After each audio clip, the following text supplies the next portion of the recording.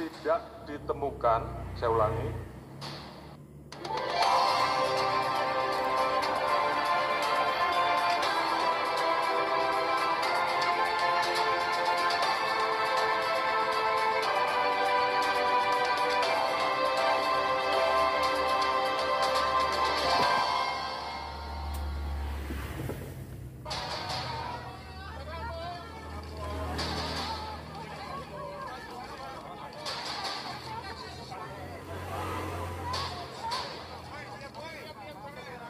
Rasa penasaran publik pelan-pelan mulai terjawab. Kapolri Jenderal Listio Sigit Prabowo dengan tegas mengatakan tidak ada aksi tembak-menembak di rumah dinas mantan Kadif Propam Irjen Verdi Sambo. Ditemukan perkembangan baru bahwa tidak ditemukan, saya ulangi, tidak ditemukan fakta peristiwa tembak menembak seperti yang dilaporkan. Pernyataan yang disampaikan Kapolri dalam konvers pada Selasa malam itu sekaligus mematahkan cerita yang telah terbangun di masyarakat. Karena faktanya, Eliezer mengaku menembak Yosua atas perintah Verdi Sambo. Tim khusus menemukan bahwa peristiwa yang terjadi adalah peristiwa penembakan terhadap saudara J yang mengakibatkan saudara J meninggal dunia yang dilakukan oleh saudara RE atas perintah saudara FS.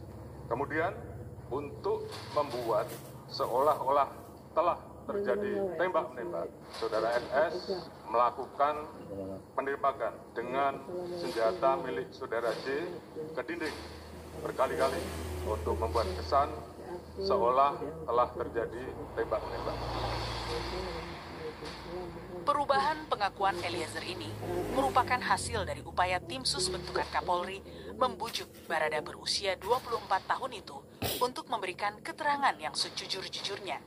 Hingga akhirnya Eliezer mengajukan diri sebagai justice collaborator. Ada hal yang menonjol pada saat melaksanakan pemeriksaan khusus ini terhadap Barada RI yang bersangkutan pada saat dilaksanakan pemeriksaan mendalam ingin menyampaikan unek-unek. Dia pengen menulis sendiri. Tidak usah ditanya, Pak, saya menulis sendiri. Yang bersangkutan menulis dari awal bahwa dia melakukan adalah yang bersangkutan. Dengan dilengkapi dengan cap jempol dan materai. Selain mematahkan kisah tembak-menembak di rumah dinas Kadif Propam, pengakuan terbaru Richard Eliezer ini juga membawa implikasi pada institusi Kompolnas. Kompolnas mendapat sorotan tajam publik karena pernyataannya di tanggal 12 Juli seolah mengamini semua kronologis yang disampaikan Kapolres Jakarta Selatan Kombes Budi Herdi Susianto yang telah resmi dinonaktifkan sejak 20 Juli lalu. Berawal dari terjadinya pelecehan seksual yang dilakukan oleh Brigadir E, dia masuk ke kamar, kemudian istri Kadif Propam Brigadir E itu dengar, langsung turun untuk mengecek kejadian apa. Nah, setelah turun ternyata ditemui di situ ada Brigadir J yang justru malah menodongkan senjata, kemudian melakukan tembakan. Nah, kemudian terjadilah tembak-menembak yang akhirnya Brigadir J meninggal dunia.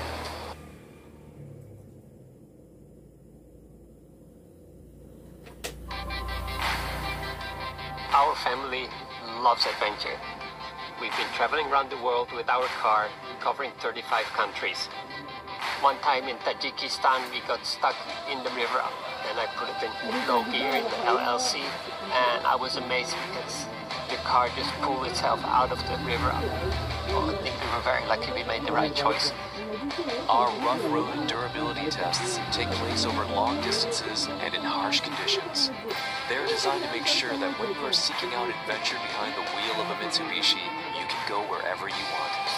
We focus on safety, security, and comfort in every car we make. Drive your ambition, Mitsubishi Motors. Untuk kayu dan besi, percayakan cat Kansai Eftalin. Teknologi Kansai Paint Jepang. Tangguh hadapi tantangan sulit. Warnanya dari tahun ke tahun tetap terjaga. Kansai Eftalin. Nah, Brigadir J meninggal dunia. Akibat sikap Kompolnas ini, pengacara keluarga Yosua Kamarudin Simanjuntak mengkritik sikap Benny Mamoto yang dinilainya terlalu membela Polri karena pernah memberikan penjelasan yang membela pernyataan awal polisi terkait kejadian baku tembak kasus Brigadir J. Dan kemanfaatannya jangan seperti Kompolnas ini dari dulu hanya sebagai bumper daripada Polri. Oh ya? Maaf Bang, sejak awal kami bilang kami bukan bumpernya Polri. Pak Benny Mamoto sudah menjelaskan. Persoalan awal mulanya itu karena mengutip kutipan dari Humas dan sudah dikoreksi. Makanya jangan hanya mengutip, Bapak, harus diinvestigasi. Saya ini komisioner Kompolnas, saya yang berita Kompolnas. Kini, penyidik tim khusus Kapolri sudah menetapkan Irjen Verdi Sambo sebagai tersangka pembunuh Brigadir Yosua. Lalu apa jawaban Kompolnas mengenai tudingan membela Verdi Sambo? Namun semua itu terlepas dari apa yang telah dilakukan saudara Yosua kepada istri dan keluarga saya. Saya sudah bersama Ketua Harian Kompolnas, Irjen Purnawirawan Benny Mamoto. Selamat malam, Pak Benny. Selamat malam. Pak Benny, Anda mendapat kritikan yang luar biasa. Anda diserang, dibully begitu kalau netizen katakan. Apa introspeksi Pak Benny? Yang pertama, membuka dialog kita ini, saya ingin memberikan apresiasi dulu kepada Bapak Kapolri, kepada jajaran tim sus, Riksus yang telah berhasil mengungkap misteri yang selama ini menjadi pertanyaan publik. Atas kerja kerasnya akhirnya terungkaplah kasus ini yang sesungguhnya. Jadi kalau kembali dipertanyakan bagaimana introspeksi saya memahami apa yang terjadi di masyarakat, kemarahan publik, menanti kasus. Anda memahami itu? Memahami, menanti kasus itu. Nah, oleh sebab itu, arti memahami itu apa? Berarti Pak Benny paham bahwa rakyat atau masyarakat itu punya dasarnya marah pada Pak Benny. Marah tidak hanya pada saya, pada institusi Polri, kepada yang menangani. Marah kenapa lama? Satu, kenapa ini penjelasannya berganti-ganti dan persis. Ya. Nah, oleh sebab itu langkah saya ketika begitu kasus ini muncul, media menghubungi kami. Saya tidak komen, tidak ada yang saya layani. Menghubungi Kompolnas maksudnya ya? Apa komentarnya, apa yang saya tidak komentar. Setelah Karopenmas rilis, kemudian itu di hari Senin tanggal 11 Juli. Ya, itu kami mulai merespon karena sudah ada rilis dari sumber yang bisa dipercaya. Dan tidak berhenti di situ, karena begitu banyak perdebatan di media. Ada informasi jarinya dipotong segala macam, kami putuskan. Oke, sebelum sampai di situ Pak Benny, maaf saya potong. Apakah Pak Benny kemudian sadar bahwa Pak Benny ikut menyebarluaskan kebohongan? Nah sebentar, saya jelasin dulu duduk masalahnya. Karena terjadi perdebatan di publik, diantaranya tadi informasi jari dipotong, kami dengan Bu Pungki, dengan staf, datang ke Polres Jakarta Selatan. Kebetulan Kapolres selesai rilis. Saya ditemui oleh Kapolres, Wakapolres, Kasatreskrim. Kami pertanyakan. Apa yang terjadi? Ada jari yang dipotong, tidak ada Pak, ini fotonya. Bagaimana olah TKP? Pak Dia Benny, jelaskan. maaf, begini, karena Pak Benny kan dalam video yang memang beredar waktu itu, dan Kompas TV juga punya rekamannya, Pak Benny mengatakan bahwa tidak ada kejanggalan dari kasus Joshua. Pertama-tama sebenarnya itu sebelum mengutip ada video Bapak itu, sebelumnya hari Senin, hari Selasa 11, 12, Pak Benny sendiri langsung mengatakan tidak ada kejanggalan dari kasus Joshua. Yang ingin saya tanyakan adalah belum apa-apa. Kompolnas dalam hal ini Pak Benny juga mengatakan nggak ada apa-apa, tidak ada kejanggalan dalam kasus ini. Saat satu republik itu merasa ini ada yang janggal Pak Benny. Ya. Jadi begini, setelah ramainya di media, saya berusaha. Karena tugas Kompolnas diantaranya adalah mengklarifikasi kasus-kasus menonjol. Kami datang ke Kapolres, kami menanyakan bagaimana penanganan kasusnya, kemudian rekonstruksinya bagaimana, siapa yang diundang dari lapor segala macam, sampai akhirnya saya tegaskan lagi. Jadi gimana? Sudah clear, nggak ada masalah. Itu yang Bapak katakan kan? Karena Bapak bilang saya turun langsung. Betul. Mendengar dari tim penyidik Polres Jakarta Selatan, saya merasa perlu turun karena banyaknya silang informasi yang membuat bingung masyarakat hingga saya turun langsung. Betul. Memang kata turun langsung ini seolah-olah Bapak menginvestigasi, turun langsung. Padahal sejatinya Bapak turun langsung bukan untuk investigasi, hanya bertanya pada Kapolres dan Kasat Serse. Betul. Pak Beni kan jenderal yang ditempatkan di Kompolnas, lembaga yang terhormat untuk mendengar aspirasi masyarakat terhadap kinerja polisi. Pak Beni ini bukan jubir Polres. Nah, perlu saya jelaskan. Kewenangan Kompolnas itu terbatas, bukan seperti Komnas HAM. Komnas HAM punya kewenangan penyelidikan. Tidak apa-apa Pak Beni, yang... tidak apa-apa. Kalau menurut saya bukan itu soalnya. Soalnya adalah mengapa Kompolnas yang memiliki tugas memberikan masukan pada Presiden, memberikan arahan pada kebijakan Presiden soal Kepolisian Negara Republik Indonesia. Di kasus yang sangat besar ini, justru Kompolnas menjadi humas atau PR-nya Polres Selatan dalam hal ini ingin membela Sambo.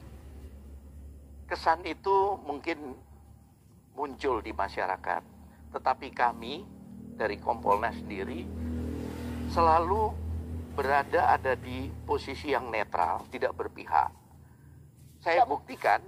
Bagaimana mungkin Bapak mengatakan berada di posisi yang netral, tidak berpihak? Belum apa-apa, apa yang Bapak katakan itu adalah plek ketiplek apa yang menjadi kalimat Kapolres Jakarta Selatan yang terbukti sekarang dimutasi. Sekarang begini, kami itu hanya bisa klarifikasi. Soal jawabannya kemudian bohong, dia dimutasi atau dinonaktifkan. Masa kita nggak bisa percaya sih sama aparat? Dan saya tidak berhenti di situ. Kalau saya datang ke keluarga, ke Jambi. Belum sampai di situ. Harusnya Pak Beni, ketika Bapak menerima klarifikasi dari Polres Jakarta Selatan, Bapak harusnya juga mendengar keluarga korban seperti apa yang terjadi. Ya. Tapi yang Bapak lakukan adalah, sekali lagi yang seperti saya bilang, copy paste apa yang dikatakan oleh Kapolres Jakarta Selatan. Iklan sebagai Pak, itu Bapak justru membuat citra Kompolnas dan citra kepolisian itu lebih buruk lagi. Karena Bapak pernah membela tersangka pembunuh. Nah, itu pendapat publik, silakan. Tapi sekali lagi saya sampaikan, wujud saya netral. Saya kemudian datang ke rumah keluarga di Jambi. Saya mendengar keluh kesahnya, mendengar curhatnya, mendengar permintaannya. Tapi the damage has been done. Kerusakan itu sudah terjadi. Harusnya Bapak sebelum melakukan rilis atau membuat pernyataan pada publik, harusnya Bapak mendengar dulu keluarga. Sebelum Bapak mengatakan bahwa sudah turun langsung, mendengar dari tim penyidik Polres Jakarta Selatan, bahkan Bapak sudah langsung jumping into conclusion atau turun dalam kesimpulan sama seperti versi Sambo, sama seperti versi Polres Jakarta Selatan, ada pelecehan seksual yang dilakukan oleh seorang almarhum. Tega banget, Pak. Saya ketika dimintain tanggapan oleh media, tentunya harus merujuk pada sumber resmi. Tidak lewat medsos, tidak lewat hoax. Sumber resminya dari Polri. Itulah yang saya ambil. Soal nanti rilis itu tidak benar, ada risiko. Dan ketika saya mengutip ini kemudian saya diserang, itu risiko saya. Oke, berarti selama ini kita sendiri harus bisa tidak perlu percaya pada Kompolnas. Karena Kompolnas hanya ingin menyadur dari sumber resmi yang mana sebenarnya itu adalah kebohongan. Apakah Bapak ingin mengatakan berarti kalau Kompolnas bicara, tidak perlu percaya pada kami? Ya, sekali lagi ini menurut saya kesimpulan sepihak ya. Karena apa? Saya belum selesai tadi menyampaikan. Saya datang ke Jambi, saya dengar langsung keluhannya. Mereka minta tolong untuk memperjuangkan barang-barang milik almarhum. Saya langsung sampaikan ke ini. Dan satu lagi, keluarga minta untuk pemakaman secara kedinasan. Yang membuat surat itu Kompolnas kepada Kapolri. Ada suratnya resmi. Itu paling tidak kontribusi pada keluarga. Betul, betul. Kadif Propam dibela. Keluarga yang kehilangan nyawanya dijadikan second layer atau dibiarkan. Sesungguhnya, kemana hati Kompolnas? Kenapa 7 tembakan Brigadir J nggak ada yang kena, sementara 5 tembakan Brigadir E itu kena semua? Kondisi Brigadir J ini dalam keadaan panik, dalam keadaan tidak fokus untuk membidikkan senjatanya karena kaget ketahuan, sehingga arah tembakannya tidak menentu. Di samping itu juga terhalang oleh tangga. Nah, sementara Brigadir E ini dapat fokus karena dia ada di atas, bisa mengarahkan senjatanya ke Brigadir J. Brigadir E ini ternyata memang juara menembak dari Brimob, sehingga bidikannya tepat. Dari mana bisa langsung menjustifikasi bahwa Richard Eliezer itu jago nembak, sementara almarhum itu yang nggak ketembak karena panik? Bapak bahkan nggak di sana. Sekali lagi, yang kami sampaikan adalah diberikan oleh sumber resmi. Ini satu ya. Yang ternyata berbohong. Ternyata berbohong, dan saya akhirnya jadi korban. Kedua, ketika saya mengulas sesuatu, memang background saya kemudian di dunia menembak. 25 tahun saya ada di Perbakin. Jadi kalau bicara teknis, bicara ini, saya paham betul. Itu justru yang menjadi pertanyaan saya sebenarnya Pak Benny Mamoto. Pak Benny Mamoto, orang banyak tahu, sudah malang melintang di dunia kepolisian, menjadi anggota Densus Anti Teror, lama sebagai serse, banyak mengungkap kasus-kasus pembunuhan besar. Kok bisa dibohongin sama sekelas AKBP? KBP malah. Tuh, Bapak justru menurunkan lagi jabatannya. Kok bisa Jenderal Bintang 2 puluhan tahun di Mabes Polri menguak kasus teror bom Bali dan seluruh pembunuhan besar, kok bisa dibohongin nama level pangkat rendah? Ya, kalau mau bicara marah, saya marah sekali. Karena bagaimanapun saya terdampak dengan masalah ini. Saya lebih, marah lagi kepada yang menyusun skenario ini. Karena banyak korban yang ditimbulkan karena peristiwa ini. Kok bisa Bapak percaya? Karena buat saya itu nggak masuk. It doesn't make sense, Pak Benny Mamoto. Bapak tadi bilang saya hanya mengutip rilis. Bapak itu bukan anak kemarin sore yang polos-polos aja gampang dibohongin sama penyidik.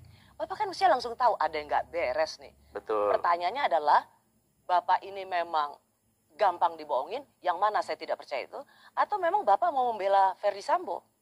Begini, mohon tidak diputus sampai dengan statement saya itu. Berikutnya, ternyata terjadi perkembangan yang begitu signifikan. Dan kami mengikuti, dan kami memberikan statement dengan perkembangan itu. Jadi jangan dipotong selesai statement, sudah hakimi di sini. Tentunya tidak fair. Tidak fair justru bagi keluarga. Mereka harus mendengar pernyataan Kompolnas bahwa anaknya ditembak karena pelecehan seksual. Jadi kalau bicara soal ketidakadilan, Kompolnas lebih jauh, lebih dulu menjadi hakim yang sangat tidak adil bagi keluarga korban. Ya, dalam konteks ini tergantung sudut pandang mana ya. Artinya begini, kalau kita mau melihat masalah ini secara utuh, runut, barulah kita bisa mengambil kesimpulan. Runut dalam arti suatu penyidikan, proses penyidikan dari waktu ke waktu akan berkembang, berubah. Buktinya sekarang berubah total. Oleh sebab itu, janganlah karena hanya satu momen ini, kemudian dipukul rata dan kemudian langsung di stigma. Ini tentunya tidak fair.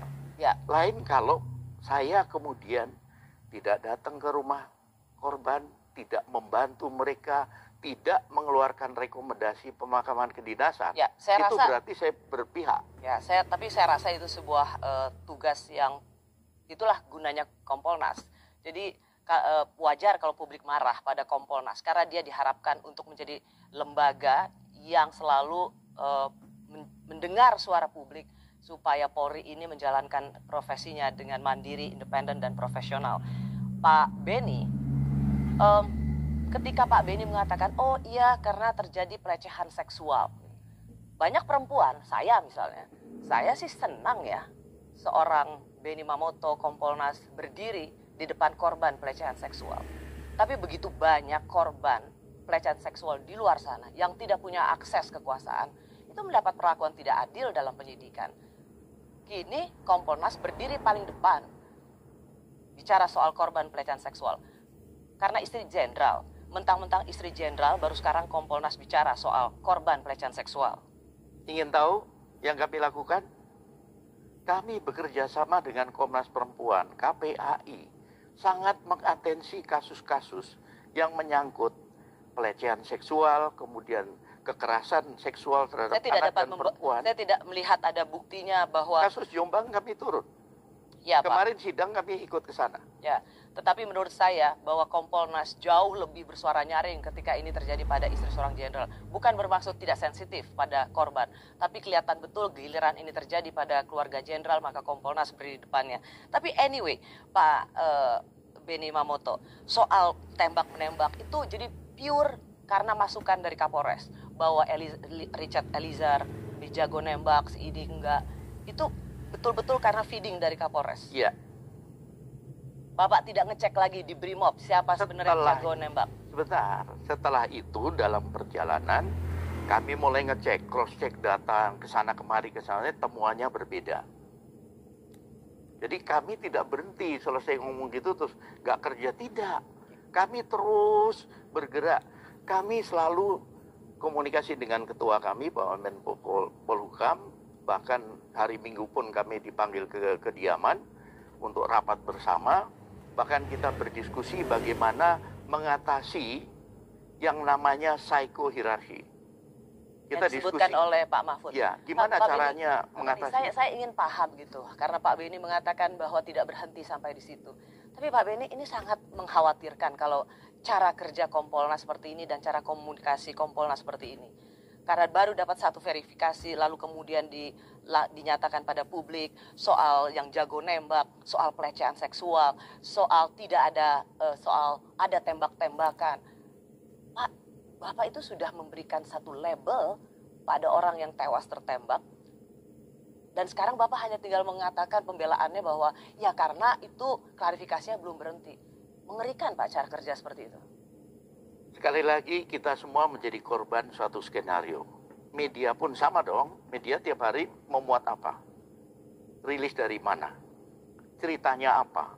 Tapi setiap media memiliki keberpihakan pada korban. Baru kemudian setelah tim khusus turun dan menemukan penyimpangan ketika penanganan TKP, kemudian pendalaman pemeriksaan, baru terungkap bahwa ini adalah skenario. Saya korban dari skenario itu. Nah, marilah kita sama-sama sekarang. Tim sus sudah bekerja, sudah terungkap semua, psikohierarki ini kendalanya sudah teratasi, masuklah ke proses penyidikan. Oke. Nah ini yang benar. Jadi Bapak merasa dikerjain? Korban? Iya. Dikerjain nggak? Merasa dikerjain? Atau cuma sekedar korban? Jadi ingin mendapatkan apa? Ya kasihan, playing victim. Ya dikerjain ya iya, oleh penyusun skenario. Ada tudingan Benny Mamoto dapat imbalan karena membela Ferry Sambo. Benar? Tidak ada luka sayatan. Yang ada adalah luka bekas serempetan peluru atau pecahan peluru. Kalau sayatan kan itu tipis ya, seperti kena pisau itu kan tipis. Ini tidak. Kemudian juga dikatakan bahwa jarinya putus. Tidak. Jarinya memang luka karena ketika dia megang pistol kena tembakan dari Brigadir E. Nah kemudian juga menyangkut masalah luka-luka yang lain, lebam dan sebagainya. Itu dari keterangan para saksi tidak ada aksi pemukulan dan sebagainya. Karena semata-mata ketika melepas tembakan dan pelurunya itu berkoset ataupun mengenai benda lain baru mengenai tubuh, proyektil itu pecah, maka lukanya belum tentu selebar lingkarannya itu kalau kena peluru utuh. Pak Benny Mamoto, Bapak dituduh atau mendapat orang berpikir apa yang dilakukan oleh Kompolnas karena semuanya hampir satu suara. Kasus ini terjadi 8 Juli, 9-10 Sabtu Minggu tidak terdengar, baru tanggal 11 hari Senin 11 Juli kasus ini menguak dan muncul di berbagai media. Kalau kita lihat betul media banyak mengambil suara Kompolnas karena kemana lagi media mencari referensi dan hampir semua satu suara yaitu ada pembunuhan karena tembak-tembakan, karena ada pelecehan seksual. Pak Beni tadi mengatakan bahwa ya karena rilis dan saya tetap mempertanyakan rasanya mustahil seorang jenderal bintang 2 bisa mudah ditipu oleh kelas AKP tadi Bapak bilang. Atau Bapak dapat imbalan dari Verdi Sambo? Saya tidak pernah komunikasi dengan Verdi Sambo ya dalam urusan ini sampai dengan saat ini. Kemudian juga saya tidak pernah urusan dengan dia. Yang lalu sebatas kepada urusan kedinasan saja waktu kasus Brotoseno. Sudah sampai situ, tidak ada deal-deal apapun. Kemudian yang perlu saya jelaskan di sini adalah... jadi saya nggak pernah ketemu sama sekali? Tidak pernah ketemu setelah sejak kasus ini tidak pernah ketemu. Jadi setelah 8 Juli tidak pernah ketemu? Ketemu terakhir kami ketika kasus Brotoseno, kita rapat di kantor Polhukam. Tanggal berapa itu Pak? Ketika kasus Brotoseno rame. Berarti awal-awal tanggal 8 Juli? Oh jauh sebelum 8. Yang ingin saya klarifikasi karena informasinya Bapak sempat bertemu dengan Irjen Polisi Verdi Sambo saat itu Kadif Propam belum dimutasi, belum dinonaktifkan dan belum dimutasi. Tapi setelah kasus ini informasinya kenapa Bapak begitu membela Verdi Sambo sehingga sebagai juru bicara Verdi Sambo, humasnya Verdi Sambo, karena Bapak sempat bertemu dan ada imbalan untuk Bapak. Perlu saya klarifikasi, sekali lagi saya tidak ada komunikasi dan tidak pernah ketemu. Yang terjadi adalah salah satu komisioner, Ibu Pungki, ditelepon oleh Pak Sambo. Diminta untuk datang sebelum kasus ini rame. Tapi setelah tanggal 8 Juli? Ya, sebelum kasus ini rame. Berarti antara 9-10, Sabtu Minggu? Enggak, Senin kalau nggak salah. Berarti Senin, tanggal 11? Ya.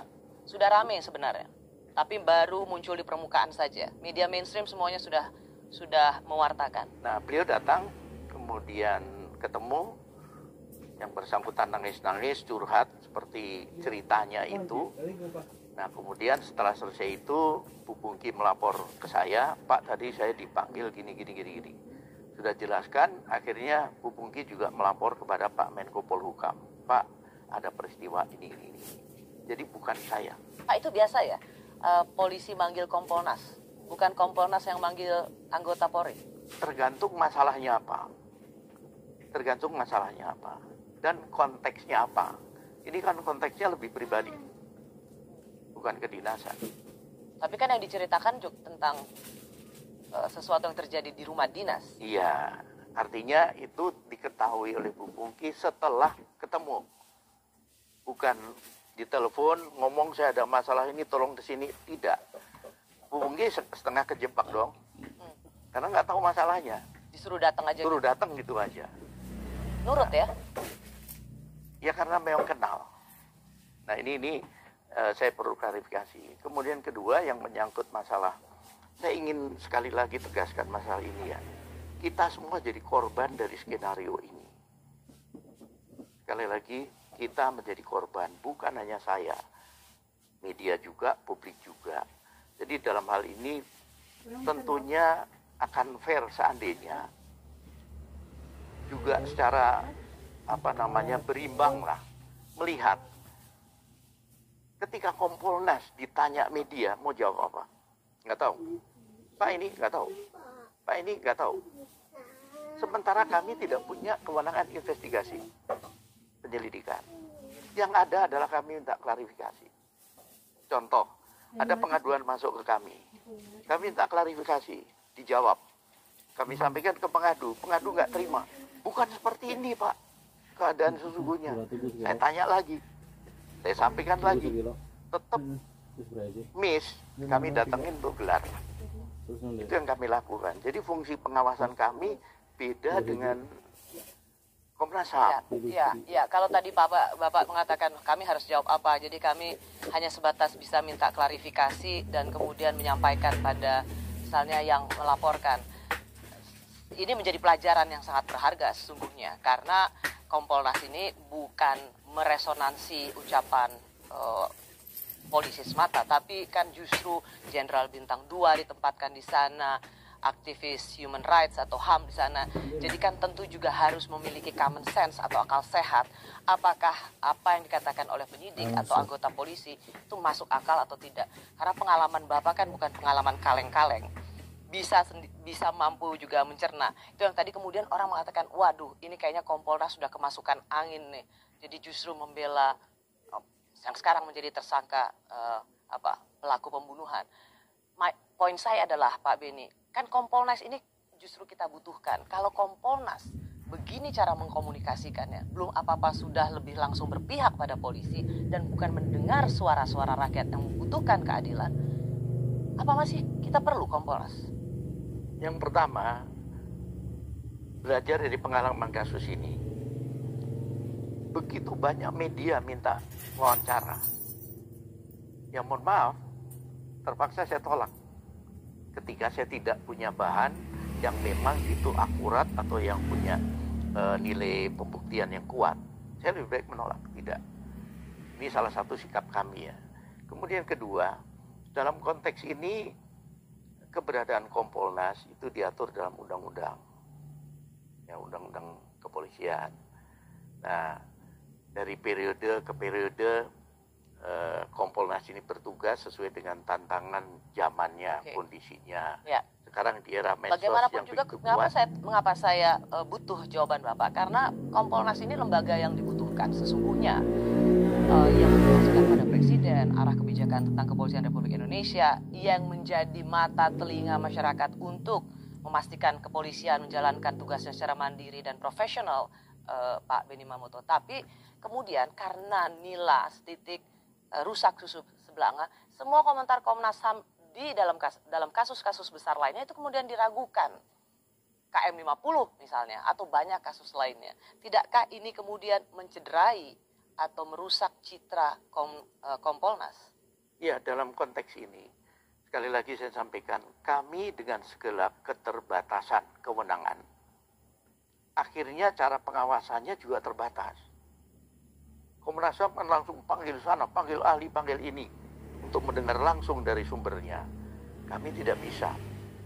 Kami klarifikasi kepada yang menangani, nanti hasilnya bagaimana, itu kita kaji, kita nilai, kemudian nanti kepada pengadu kita sampaikan untuk ditanggapi dan sebagainya. Oke. Ketika nanti diberikan kewenangan penyelidikan, langkah kami lain, nggak mau dengar, turun sendiri kami. Pak Beni, kembali ke pertanyaan saya sejak awal. Jadi Bapak mengklarifikasi apa yang menjadi kecurigaan publik selama ini, bahwa Bapak membangun komunikasi pada tersangka Ferry Sambo yang waktu itu masih menjadi Irjen Polisi yang menjabat sebagai Kadif Humas, Kadif Propam Mabes Polri.